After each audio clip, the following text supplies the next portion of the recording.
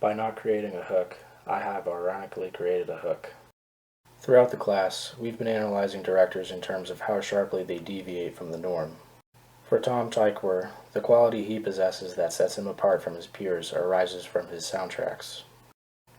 Instead of using pre-recorded scores or popular mainstream hits, Tom often collaborates with musical directors to form electronic dance soundtracks, both before and during a film's production, something not many directors do. This point of contrast deserves closer inspection, however. But first, some background information. An accent is a stimulus that appears in a stream of stimuli that stands out in some way. Structural congruence is the pairing of sight and sound stimuli in synchrony with one another.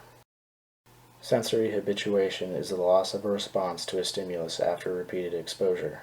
The most important type of habituation for us to know is the auditory type, which serves two purposes: to sensitize the listener to deviation in sound quality, and to afford the listener opportunities to focus on other incoming stimuli, such as images. But how does this relate to Tykwer being an outsider? It's his use of these phenomena that sets him apart. Considering two of his films, Run Lola Run and Winter Sleepers, there is a high degree of structural congruence between what is seen on screen and what we hear. The auditory habituation the listener experiences is interrupted by deviations in sound quality, which is purposefully tied together with on-screen action. So rather than use music to set or emphasize the tone of a scene, it allows the image and sound accents in Tykwer's films to add further emphasis on the narrative climaxes in the storyline. Although Tykwer isn't the only person to use structural congruence, he approaches the marriage between sight and sound in a very unique way.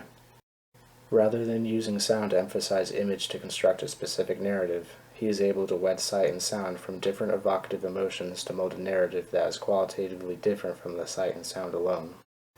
Put more simply, instead of using sound to reinforce and support the tone of a scene, he uses sight and sound with different connotations synergistically to form a narrative or a scene that has an entirely unique connotation.